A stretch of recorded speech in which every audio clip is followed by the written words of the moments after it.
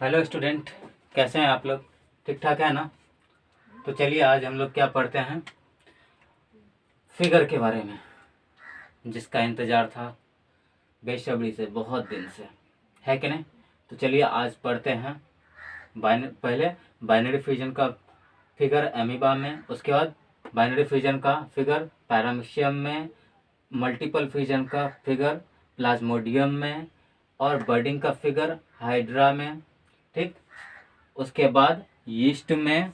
ठीक, उसके बाद क्या पढ़ेंगे, स्पोर फॉर्मेशन इन राइजोपस यानी ब्रेड मोल्ड, फ्रेगमेंटेशन स्पाइरोगैरा में, रीजेनरेशन पढ़ेंगे। ठीक, किसमें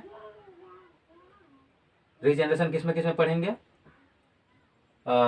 हाइड्रा में और प्लेनेरिया में। ठीक, हाइड्रा और प्लेनेरिया में। ठीक, तो चलिए देखते हैं वन बाय वन करके देखते हैं। देखे ना? चलिए, तो ये देखिए बाइनरी फिजन में क्या हो रहा है कि ये देखिए एक एमीबा है। इसका देखिए शेप कैसा है, पहले शेप देख लीजिए। इसका शेप कोई स्ट्रक्चर मतलब फिक्स्ड नहीं है, कैसा है, यहाँ कैसा लिख दिए हम, यहाँ कैसा बना दिए। तो ये कहने का मतलब है कि इसका कोई शेप ही नहीं है। समझ रहे हैं? जब जैसा जरूरी पड़े वैसा शेप ले लेता। ठीक, और इसमें ये देखिए कुछ डॉटेड करके दिख रहा होगा, जिसको कि हम कंट्रेक्टाइल वैक्यूल्स कह दिए हैं। और ये वैक्यूल्स जो है क्या चीज़ में काम आता है? ऑस्मो रेगुलेशन, यानी वाटर का मात्रा को बनाए रखता है। ऐसा प्रोसेस को ऑस्मो रेगुलेशन कहते हैं, है कि नहीं? अब चलिए, ये रहा न्यूक्लियस। ठीक, अब देखिए इसको दो डॉटर ऑर्गेनिज्म में बंटने के लिए पहले इसका न्यूक्लियस को बंटना होता, यानी इसका न्यूक्लियस को डिवाइड होना होता है। यहाँ पर हमने दिखा दिया। ठीक, इसका न्यूक्लियस को डिवाइड होना होता, और जैसे ही न्यूक्लियस डिवाइड होता है उसके बाद क्या होता है कि साइटोप्लाज्म भी डिवाइड होने लगता है। ये देखिए कंस्ट्रिक्शन बनता हुआ दिख रहा है, ये ग्रुप यानी कि धंसता हुआ दिख रहा है। यानी कि एक यही एमीबा अब क्या हो रहा है कि ऐसे करके पिचक रहा है। ठीक, ऐसे करके फिर क्या होगा कि ऐसे हो जाएगा, और यहाँ से क्या हो जाएगा, ये इसमें सट जाएगा और फिर नया एमीबा बन जाएगा, दो डॉटर एमीबा बन जाएगा। यहाँ पर देखिए दिखाया जो मैंने। ठीक, तो यहाँ पर ये जैसे सट गया मतलब साइटोप्लाज्म का कंप्लीट डिवीजन होने के बाद क्या हुआ, दो डॉटर एमीबा बन गया। तो चलिए बाइनरी फिजन इन पैरामीशियम में पढ़ना। किसमें पढ़ना? पैरामीशियम में पढ़ना। समझे? तो अब देखिए ये क्या है, ये एक पैरामीशियम है। ठीक, ये एक पैरामीशियम है और इसके पास दो न्यूक्लियस होते हैं। एक देखिए बड़ा सा न्यूक्लियस जिसको कि मैक्रो न्यूक्लियस कहते हैं, एक छोटा सा न्यूक्लियस जिसको क्या कहते हैं, माइक्रो न्यूक्लियस कहते हैं। समझ में आ रहा है? तो और ये देखिए दो ठोस फिलामेंटस चीज दिख रहा होगा, जिसको कि हम लोगों ने साइटोफेरिंग्स कह दिया। क्या कह दिया?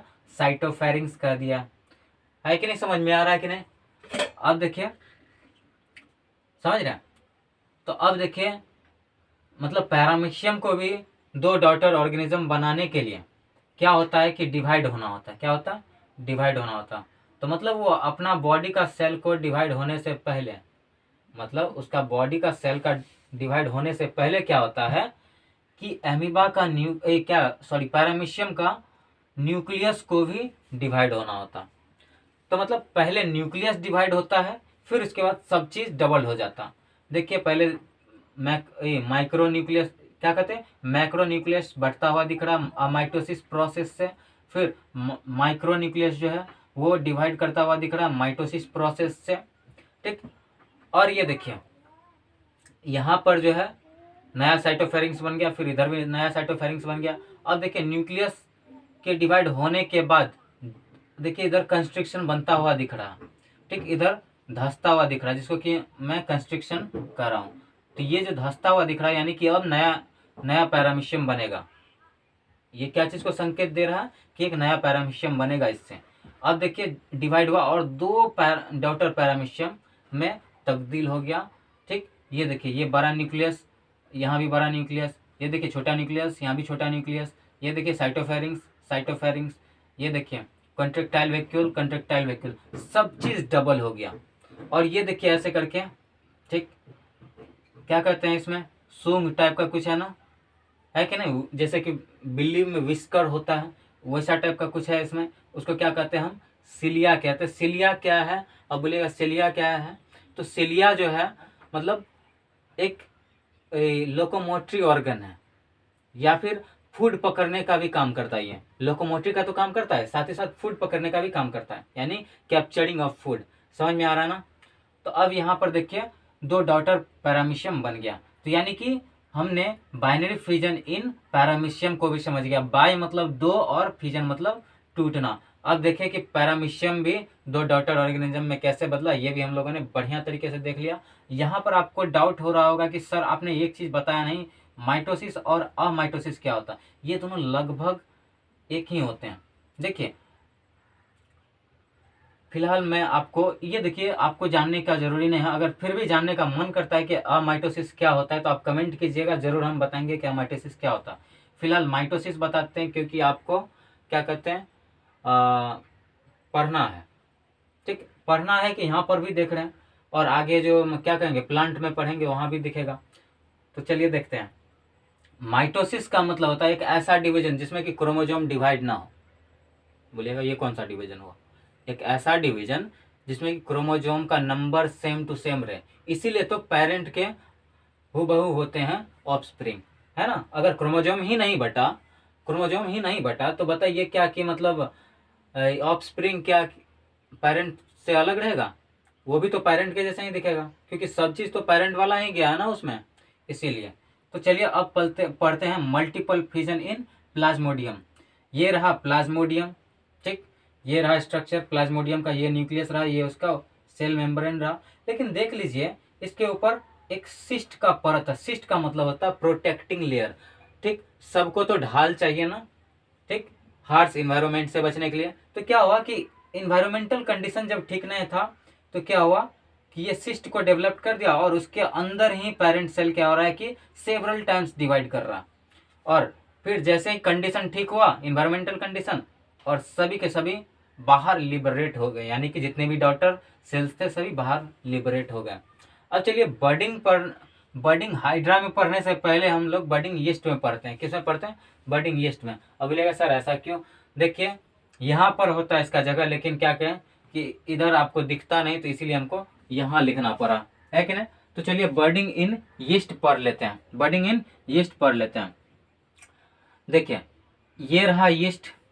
देखिए यीस्ट का बहुत बड़ा हम लोग का डेली लाइफ में बहुत बड़ा योगदान है। जैसे कि आप लोग अल्कोहलिक को देखते हैं, मतलब अल्कोहल तो जानते ही हैं, कौन नहीं जानता होगा अल्कोहल आजकल का समय में।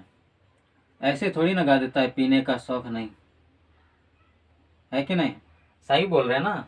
तब तो ये रहा यीस्ट, ठीक, पेरेंट सेल, ये मतलब यीस्ट रहा, यीस्ट का पेरेंट सेल, ठीक। अब देखिए इसमें धीरे धीरे देखिए ये, और सॉरी ये रहा यीस्ट सेल, और ये रहा इसका न्यूक्लियस, कुछ ऐसा ही न्यूक्लियस दिखता है, और ये डॉटेड वाला जो है ये इसका साइटोप्लाज्म है। और ये देखिए क्या है, इसमें बर्ड डेवलप्ड होता हुआ दिख रहा है, यानी कि बर्ड मतलब चिड़िया नहीं भाई, चिड़िया नहीं, क्या है, कली है, क्या है, कली है, क्या है, कली। समझ में आ रहा। तो अब देखिए कि ये कली अब देखिए धीरे धीरे पेरेंट से पूरी अलग होना चाहता। यहाँ पर देखिए अलग हो रहा, ठीक, अलग हो रहा है ना, देखिए हो रहा है कि नहीं। अब देखिए यहाँ पर कि पेरेंट और बहुत जो है पेरेंट के ऊपर ही डेवलप कर रहा। तो इसका मतलब ये होता है कि जब पूरी मैच्योर हो जाता है यीस्ट सेल, तब पेरेंट से अलग होता। अन्यथा क्या होता है कि मतलब पेरेंट के ऊपर one by one bird developed होते रहता है, ठीक। तो ये हमने देखा था कि पेरेंट यीस्ट सेल था, यहाँ पर बर्ड डेवलप्ड होता हुआ दिखा था, यहाँ पर डॉटर यीस्ट सेल दिखा, या फिर न्यू यीस्ट सेल, या फिर डॉटर ऑर्गेनिज्म बनता हुआ दिखा। चलिए अब बर्डिंग जो है हाइड्रा में पढ़ते हैं। किसमें पढ़ते हैं, हाइड्रा। तो हाइड्रा क्या है, ये सिंपल मल्टी सेलुलर ऑर्गेनिज्म है, एनिमल्स है। हाँ हाँ जी हाँ, एनिमल्स है। अब देखिए ये हाइड्रा रहा, ये इसका टेंटिकल्स, इसको हम टेंटिकल्स कहते हैं, क्या कहते हैं, टेंटिकल्स, ठीक। ये रहा इसका माउथ, ये जो दिख रहा है ना यहाँ पर, ये इसका माउथ रहा। और एनस के बारे में भूल जाइए, क्योंकि इसके पास एक ही चीज होता है, खाया उल्टी कर दिया, खाया उल्टी कर दिया, यानी वॉमिट कर दिया, है कि नहीं। तो ऐसा ही होता है इसमें। देखिए, तो ये पेरेंट हाइड्रा था, इसमें देखिए धीरे धीरे बर्ड डेवलप्ड होता, बर्ड बनता हुआ दिख रहा था और यहाँ पर डेवलप्ड हो गया पूरा। और यहाँ पर क्या हुआ कि पेरेंट से अलग हो गया, यानी यंग हाइड्रा पेरेंट से अलग हो गया। और ये बर्ड, इसको ये बर्ड जो है फिर जैसे मैच्योर होगा ये भी बर्ड बनाएगा। ठीक, समझ में आ रहा ना, बर्ड मतलब कली बनाएगा, समझ में आ रहा कि नहीं। अब चलिए हम लोग पढ़ते हैं स्पोर फॉर्मेशन इन राइजोपस, यानी ब्रेड मोल्ड। तो आप लोगों ने क्या देखा होगा कि मतलब जब हॉस्टल में आप लोगों को ब्रेड मिलता होगा खाने के लिए नाश्ता में, ठीक, ब्रेकफास्ट में या फिर स्नैक्स में, शॉप में नहीं, शाम का नाश्ता जिसको कहते हैं, उसमें मिलता होगा। तो आप लोग क्या करते होंगे कि ब्रेड को छिपा के रख देते होंगे 2 दिन के लिए। फिर उस पर क्या होता होगा कि ग्रीन ग्रीन कलर का कुछ दिखता होगा। तो वो कुछ नहीं है, क्या है वो वो ब्रेड मोल्ड है। क्या है? ब्रेड मोल्ड, यानी राइजोपस उस पर ग्रो हो गया। अब उसको खाएंगे तो आपका तबीयत खराब हो जाएगा, इसीलिए खाइएगा नहीं, फेंक दीजिएगा। या फिर आप अगर रिसर्च करना चाहते तो लैब में जाइए, उस पर रिसर्च कीजिए, समझे कि नहीं। यहाँ फिगर दिखने रहा, यहाँ पर लाइट पड़ रहा, कोई बात नहीं, फिगर आपको अच्छा से दिख रहा होगा। ये रहा, देखिए ये काला काला करके जो स्ट्रक्चर दिख रहा है ना, ये रहा इसका स्पोरेंजियम। ठीक, तो देखिए राइजोपस ग्रो कैसे करता है, इस चीज को हम व्यू करके बढ़िया से दिखा रहे हैं यहाँ पर। आप बस शांति बनाए रखें। क्या बनाए रखेंगे? शांति बनाए रखें। देखिए, तो यहाँ पर तो डॉटेड दिख रहा था, यहाँ पर मैंने ब्रेड मोल्ड को डॉटेड करके दिखाया। तो ये डॉटेड को जब मैंने बहुत ज़्यादा बार व्यू किया तो कुछ ऐसा दिखा, यानी कि इसका हैफा जो होता है, यानी इस ब्रेड मोल्ड का हाइफा जो होता है ब्रेड से कनेक्ट हो जाता है और इसमें जितने भी न्यूट्रिएंट होते हैं सभी को खींच करके ऊपर ले जाता है। और इसके बाद क्या होता है कि ये मैच्योर होने के बाद, यानी ब्रेड मोल्ड मैच्योर होने के बाद क्या होता है कि स्पोर डेवलप करते हैं। और ये जिस जिस बॉब लाइक स्ट्रक्चर में स्पोर जमा होते हैं, जिसको उसको क्या कहते हैं? स्पोरेंजियम कहते हैं। क्या कहते हैं? स्पोरेंजियम कहते हैं। और ये रहा इसका हाइफा। और देखिए अगर एक ठो को तोड़ करके यहाँ पर निकालते हैं तो देखिए स्पोर सेक कैसा दिखता। ये जो है ना, ये एक ठो देखिए इसमें कितना स्पोर दिख रहा, समझ रहे हैं। तो सोचिए अब ये लिबरेट होगा तो कितना ब्रेड को क्या करेगा, मतलब कितना ब्रेड को खराब करेगा। इसीलिए ब्रेड छिपाना नहीं है, जब मिले तभी दबोच देना है, कि नहीं।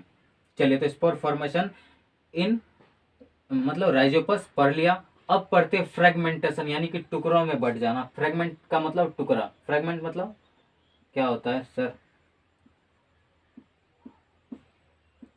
फ्रेगमेंट मतलब टुकड़ा। तो ये स्पायरोगैरा में पढ़ने को मिल रहा। तो आपको बताए थे कि अगर आपके आसपास में तालाब हो या नदी हो या फिर पोखर हो या जो भी हो, तो उसमें कुछ जाइएगा और हाथ ऐसे कीजिएगा तो उसमें दिखेगा ढेर सारा ऐसे ऐसे ऐसे ऐसे ऐसे करके ग्रीन ग्रीन कलर का फिलामेंटस टाइप का दिखेगा। वो कुछ नहीं है, दैट इज स्पायरोगैरा।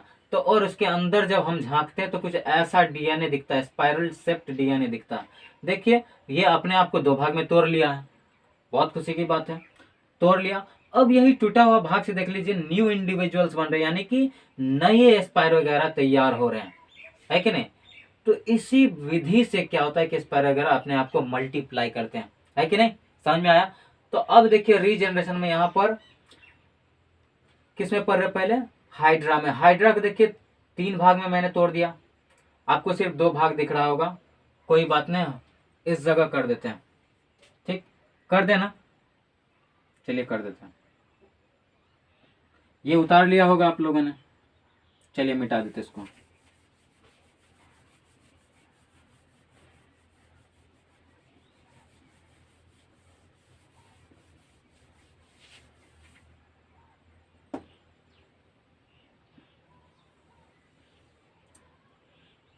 ये देखिए कुछ ऐसा रहता है इसका माउथ और कुछ ऐसे दिखता है।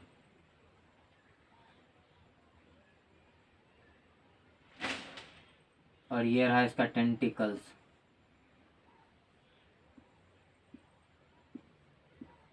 ये टेंटिकल्स रहा। अब देखिए हमने इसको 3 भाग में तोड़ा।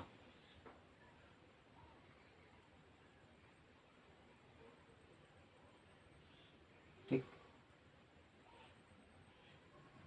ठीक, देख लीजिए 3 भाग में हमने तोड़ा।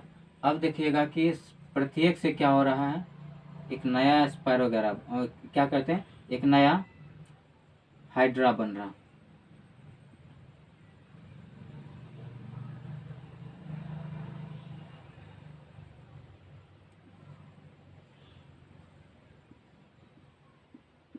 एक हाइड्रा बना, उसके बाद देखिए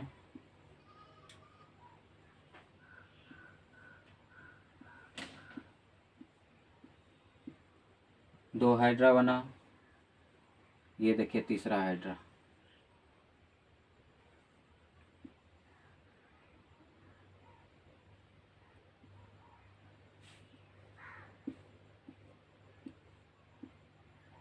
देख रहे हैं?